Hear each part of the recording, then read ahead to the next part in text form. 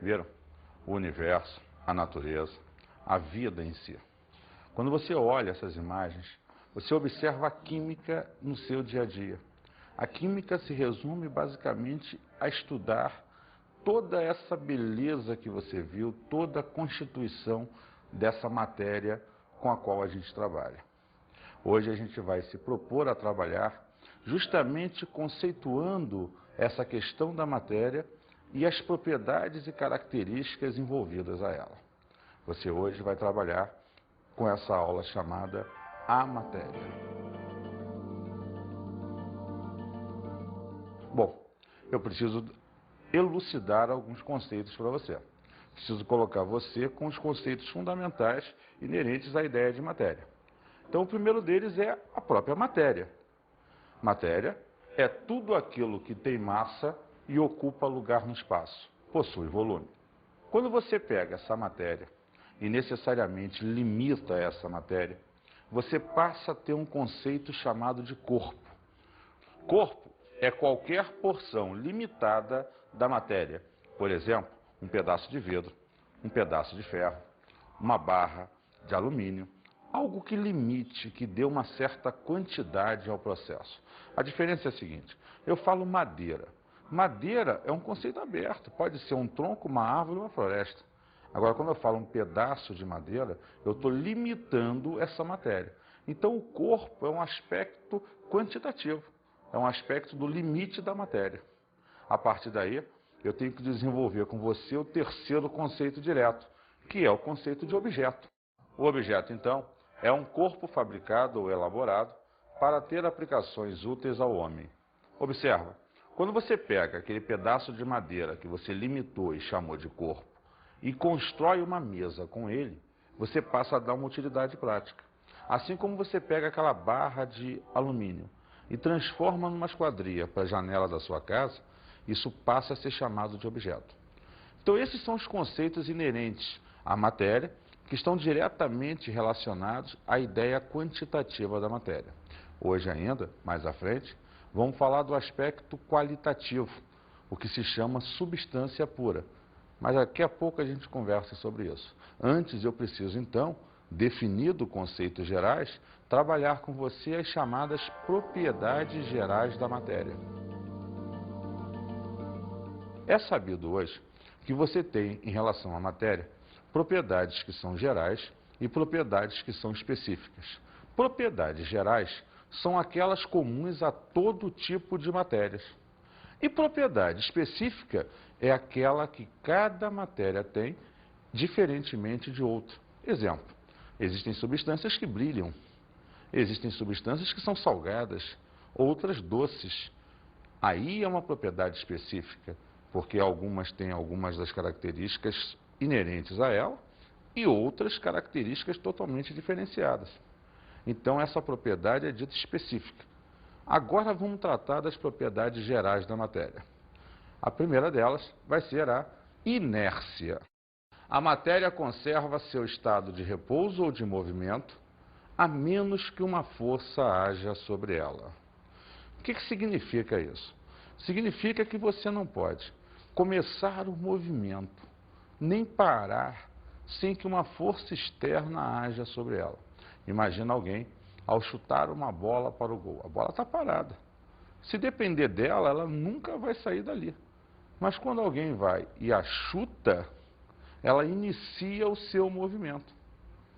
Assim como o atrito, o ar contra ela, vai exercendo uma força contrária a esse movimento que a leva a parar.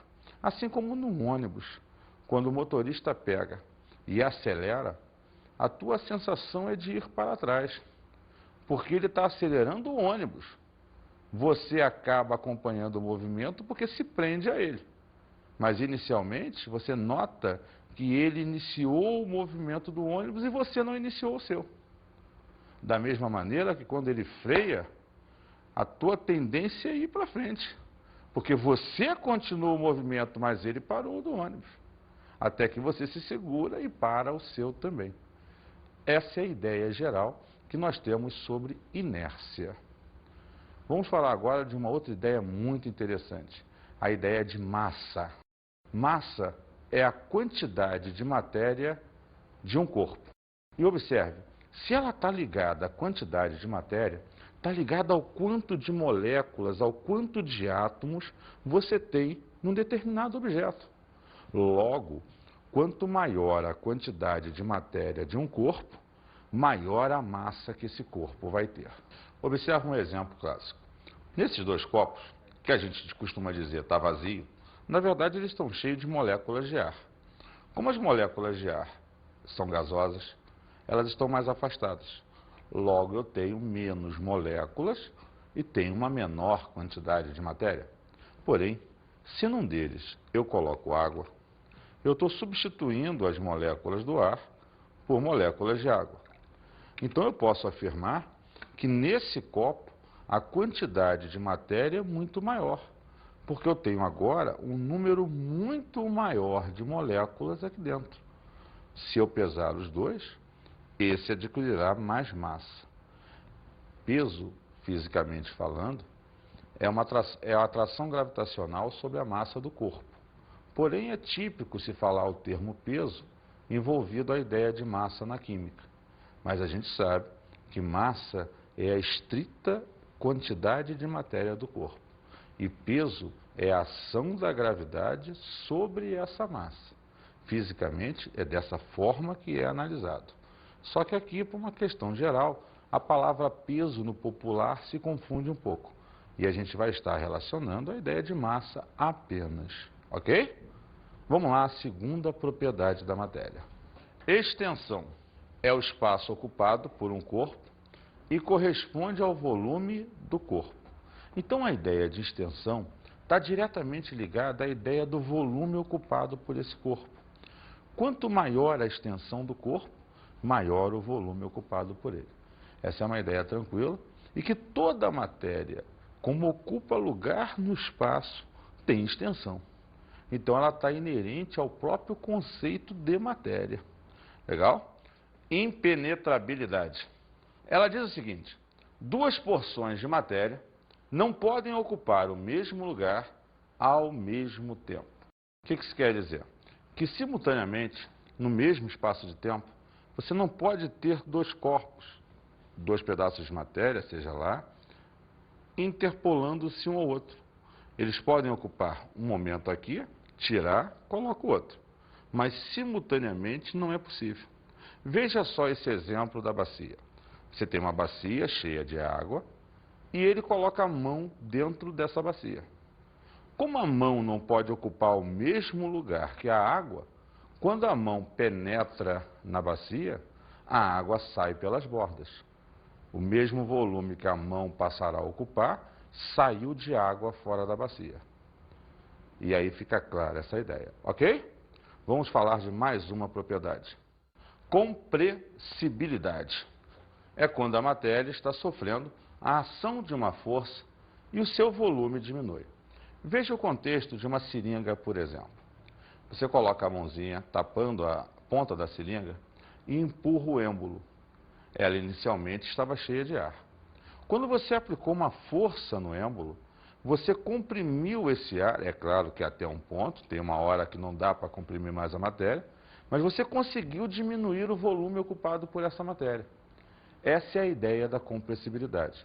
É a ideia que você consegue, seja para qualquer matéria, diminuir o volume ocupado por ela. Alguns tipos de matéria, como metais, é muito mais difícil, mas é possível ser feito porque em todas elas existe um espaço entre as suas moléculas e átomos que facilita ou que faz com que essa propriedade possa existir. Contrapondo-se a ela, tem uma outra muito interessante, a elasticidade.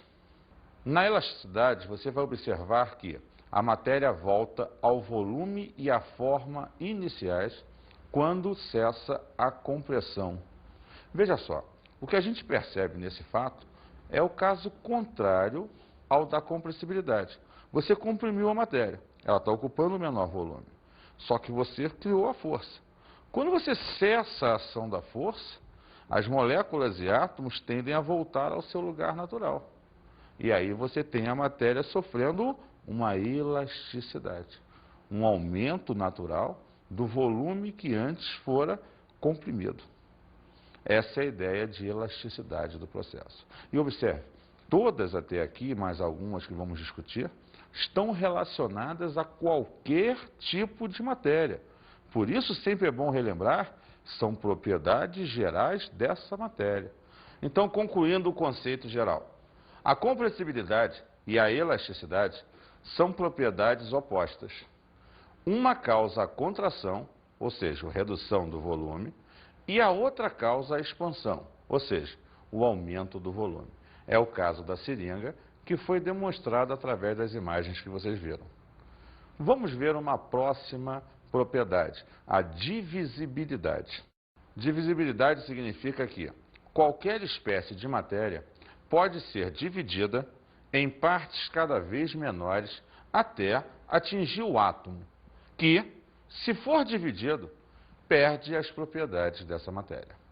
Então, Edson, eu posso pegar uma grande árvore, cortar em pedaços, esses pedaços em pedaços menores ainda, e chegar às moléculas que formam essa estrutura. E essas moléculas ainda podem ser divididas em pedaços menores ainda, os átomos. Porém, aí, se houver uma nova divisão, que é possível, este perderá as suas propriedades.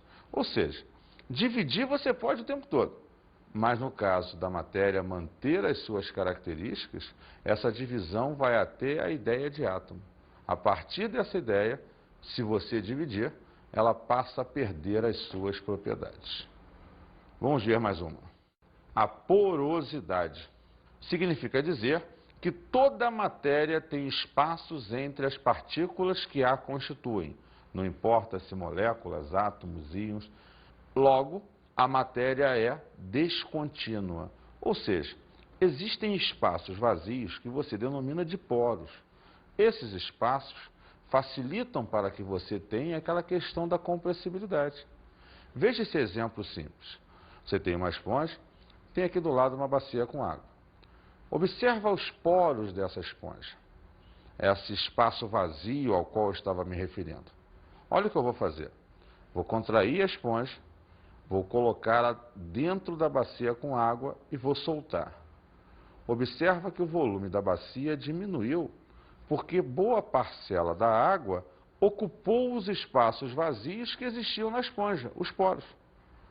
Com isso, você percebe mais facilmente a existência desses poros. Vamos ver então a próxima propriedade. Indestrutibilidade. Nosso velho papai Lavoisier. Lembra? Na natureza nada se cria, nada se perde. Tudo é transformado. É o consenso dessa propriedade. Vem comigo. A matéria não pode ser criada nem destruída, apenas transformada. É a base do conceito de Lavoisier. Você pode pegar átomos, reorganizá-los, eles vão se transformar numa outra coisa, mas não vão deixar de existir. Você vê esse caso, um pedaço de madeira. Você bota fogo nesse pedaço de madeira, ele vai virar cinza, vai produzir fumaça, ou seja, ele produziu substâncias gasosas, ele produziu restos, que são diferentes da madeira que eu tinha antes. Mas eu não destruí a matéria. Eu apenas reorganizei os átomos que antes estavam formando essa dita madeira e agora estão formando outros tipos de substâncias. Então, você não pode destruí-la, apenas transformá-las. Isso vai ser o gancho certo nas próximas aulas sobre as reações químicas que transformam a matéria em outros tipos de matérias diferentes das que você tinha no início. Legal? Vamos ver agora as propriedades específicas da matéria. É interessante você perceber que até aqui nós havíamos falado das propriedades gerais, comuns a todo tipo de matéria. Agora a gente vai trabalhar a questão específica, que muda de substância para substância, ou melhor, que muitas vezes é definida de forma diferente em cada substância. São características que permitem a identificação da substância porque são próprias dela. As propriedades específicas são divididas em 3 grandes grupos. As propriedades organolépticas, as propriedades físicas, também denominadas critérios de pureza, e as propriedades químicas, que melhor falaremos a partir de agora. Propriedades organolépticas são percebidas pelos nossos órgãos dos sentidos, ou seja, são aquelas que impressionam os órgãos do sentido. A cor, o sabor, o brilho e o odor são alguns exemplos disso. Propriedades físicas. Nesse caso, você vai ver um conjunto de propriedades que, mais do que definem a estrutura de uma substância, elas são chamadas de critérios de pureza, porque elas determinam o quão pura é essa substância. No momento que uma dessas propriedades está alterada, determina-se que naquela substância tem algum tipo de impureza, ou seja, tem uma outra misturada. Então, as propriedades físicas são muito importantes porque elas vão definir o que vamos chamar de critérios de pureza. Vem comigo. Ponto de fusão, ponto de ebulição, condutibilidade, solubilidade, dureza, calor específico, densidade. Todas, então, são propriedades específicas da matéria e físicas, como nós conversamos antes. Vamos puxar em especial uma que é muito interessante falar, a densidade. Densidade, representada pela letra D, é sempre igual a uma razão entre a massa e o volume de um corpo, de uma solução, de uma substância, depende de quem você está avaliando essa densidade. Agora, o mais interessante de se observar é que, dado até por aquela razão, que a densidade e a massa são diretamente proporcionais. Quer dizer que quanto maior a massa de um corpo, maior a sua densidade. E se maior é a sua densidade, maior é a quantidade de moléculas que eu tenho por unidade de volume. Significa que ela fica pesada. Por outro lado, densidade e volume são inversamente proporcionais. O que significa dizer que se o volume aumenta, a densidade tende a diminuir. Se a densidade aumenta, o volume é que diminui. Isso mantendo a outra variável sempre constante. Então é importante essas relações, porque existem dois tipos de problemas sobre densidade. Aqueles que são de cálculo da densidade e você aplica a fórmula, e aqueles que são de raciocínio. Vou pegar essa tampinha, uma tampa plástica, e vou adicionar ao primeiro frasco. Observe que essa tampa flutua. Por quê? Porque a densidade da tampa é menor que a densidade da água. Como ela é mais leve, ela flutua. Mas se eu pegar a moeda e adicionar a água, ela foi direto ao fundo. Por quê? A densidade da moeda é muito maior que a densidade da água. Então, ela afunda na presença da água. E por aí você observa o que flutua e o que afunda dentro das características ligadas à densidade. Vamos ver um exemplo agora na aplicação do cálculo da densidade. Sabe-se que 3 centímetros cúbicos de sal tem 6,48 gramas de massa e que 5 centímetros cúbicos de açúcar tem massa igual a 7,95 gramas. Perceba que ele deu o volume do sal, o volume do açúcar e a massa das duas substâncias. Porque ele pergunta, qual dessas substâncias é a mais densa? Então, veja só, o que eu tenho que fazer? Determinar a densidade da primeira substância, determinar a densidade da segunda substância. A partir daí, quem tem a maior densidade, com certeza será mais densa que a outra. Vamos ver então. Para o sal, temos densidade, é a massa de sal sobre o volume de sal. Como a massa fornecida foi 6,48 e o volume fornecido 3 centímetros cúbicos, quando você pega essa massa e divide por esse volume, você obtém 2,16 gramas por centímetro cúbico, unidade da densidade. Vamos ver para o açúcar. Densidade do açúcar é a massa de açúcar sobre o volume ocupado pelo mesmo. Então, a massa de açúcar fornecida foi 7,95 gramas. O volume fornecido foi 5 centímetros cúbicos. Quando eu pego a sua massa e divido pelo seu volume, eu obtenho 1,59 gramas por centímetro cúbico. Então, em comparação, a densidade do sal é maior que a densidade do açúcar. É muito importante para a gente associar para você a importância da densidade. Ela é um dos conceitos mais aplicados em questões de vestibular e em questões nos concursos gerais no Brasil inteiro. Você tem questões no Sul, tem questões no Sudeste, Centro-Oeste, Nordeste. Você vê, em geral, questões associando a ideia da densidade. Isso é extremamente importante. Vamos avaliar agora as propriedades químicas da matéria. Essas propriedades químicas, na verdade, são responsáveis pelos tipos de transformação que cada matéria é capaz de sofrer. Ou seja, são aquelas que alteram a estrutura da matéria. Por exemplo, a fermentação, a combustão. Todas essas citadas geram novas substâncias a partir das que eu tinha inicialmente. Isso é uma característica que as propriedades químicas têm. Ao longo das reações químicas e outras aulas, avaliaremos esse processo mais profundamente. Ok? De que é feita a matéria? A matéria, basicamente, é feita por um conjunto de moléculas, átomos, e a partir daí eu tenho um aspecto quantitativo a ser avaliado por você. Por quê? Se a base estrutural da matéria é uma junção de átomos, e eu tenho na natureza uma série de átomos diferentes, esses átomos que vão passar a se ligar por uma necessidade de atingir a estabilidade podem ser iguais ou diferentes. Não importa. O importante é que eles atinjam a sua estabilidade. Sendo assim, eles vão formar, ao se ligar, moléculas e estas vão gerar as substâncias puras. Mas o que é a substância pura? É o conjunto de moléculas quimicamente iguais.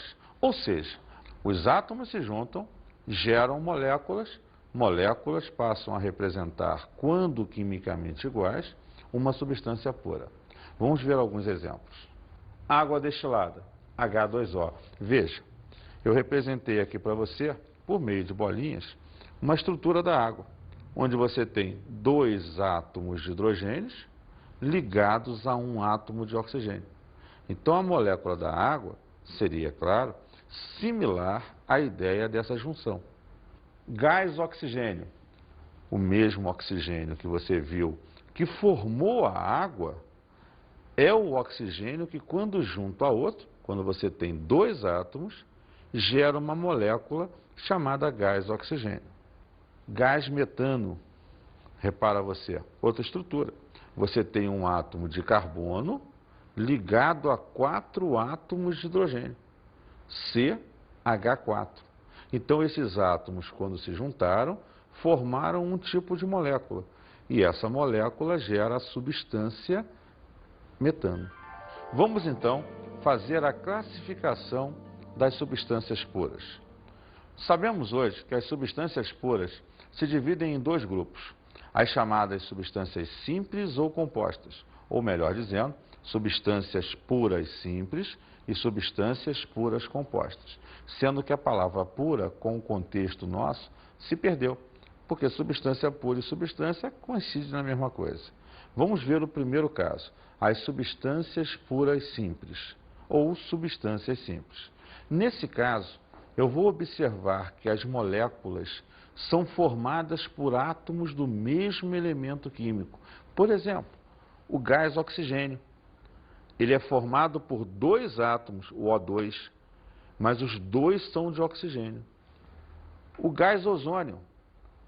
Ele é formado por 3 átomos, mas os 3 são de oxigênio. Por exemplo, o gás cloro, o Cl2. Ele é formado por 2 átomos, os 2 são de cloro. Então, as substâncias simples se caracterizam por átomos do mesmo elemento. Vamos olhar agora as substâncias puras compostas, ou substâncias compostas. Nesse caso, as moléculas são formadas por átomos de elementos químicos diferentes. Então, por exemplo, quando você pega a molécula de água, você tem 2 hidrogênios e 1 oxigênio. A molécula de água é formada por 2 elementos. Quando você pega, por exemplo, o ácido clorídrico, cada molécula tem 1 hidrogênio e 1 cloro. Quando você pega, por exemplo, o metano, você tem 1 átomo de carbono ligado a 4 hidrogênios, o que caracteriza uma substância composta. E, finalmente, para fechar os exemplos, o benzeno, uma molécula formada por 6 átomos de carbono ligados a 6 átomos de hidrogênio e 3 duplas alternadas, o C6H6. Mais uma vez, uma substância composta, porque ela é formada de elementos diferentes. Vamos ver agora um fenômeno muito interessante que acontece com alguns poucos elementos na química, a chamada alotropia. A alotropia ocorre quando um elemento químico forma 2 ou mais substâncias simples diferentes.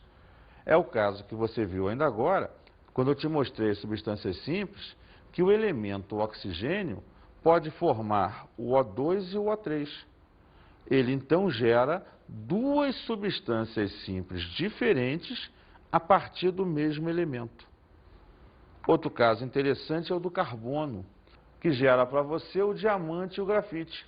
Estruturas atômicas diferentes, arrumação de átomos diferentes, mas formadas pelo mesmo elemento, o elemento carbono. E para finalizar esse processo, é importante observar que quando você junta as substâncias, forma a mistura. As misturas são formadas por 2 ou mais substâncias puras que mantêm as suas propriedades. Então, essas substâncias são chamadas de componentes da mistura. Então, você juntou 2 ou mais substâncias, terá sempre a ideia de uma mistura, desde que as substâncias que você juntou mantenham as suas propriedades. Vamos ver 2 exemplos. Água e álcool, água e óleo. Tipicamente, você vai ter aqui a visão da classificação das misturas, que podem ser misturas homogêneas ou misturas heterogêneas. Vamos falar primeiro das misturas homogêneas. Mistura homogênea é quando 2 ou mais substâncias se dissolvem uma nas outras, formando uma única fase, uma única porção. É o caso da água e do álcool, da água e do sal. Já a mistura heterogênea é aquela na qual as substâncias não se dissolvem, originando então 2 ou mais fases, como água e óleo, areia e água e gasolina. São casos em que substâncias não se dissolvem uma nas outras. E vamos finalizar falando sobre a energia. Energia é a coisa mais importante e vital desse universo. A energia total desse universo foi desenvolvida no momento da sua criação, primeiro princípio da termodinâmica. E essa energia se transforma uma na outra e vive a nosso redor e em nós para que todo e tudo funcione quimicamente falando, fisicamente falando, mudanças de estado físico, transformações da matéria, características gerais. Por definição, energia é a capacidade de realizar trabalho. É tudo que pode modificar a matéria. É também tudo que pode provocar ou anular movimentos e causar deformações. Vamos então agora às nossas dicas de estudo.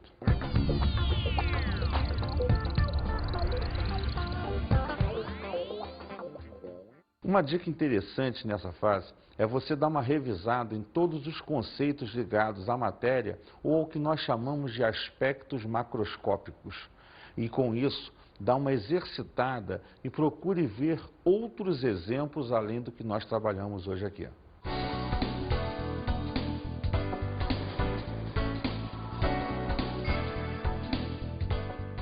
Na aula de hoje falamos sobre a matéria. Lembre-se que matéria, sob o ponto de vista quantitativo, se divide em corpo e objeto. Sob o ponto de vista qualitativo, trabalhamos a ideia das substâncias. Observamos as propriedades da matéria. Que, como vimos, podem ser propriedades gerais, comuns a todo tipo de matéria, ou propriedades específicas, que são determinadas para cada tipo de matéria. E estudamos as substâncias puras. Sabemos hoje que as substâncias são conjuntos de moléculas formadas pela junção de átomos, e elas podem ser substâncias simples, quando formadas por átomos do mesmo elemento, e substâncias compostas, quando formadas por átomos de elementos diferentes. E só para lembrar, quando juntamos as substâncias, geramos as misturas. Bons estudos!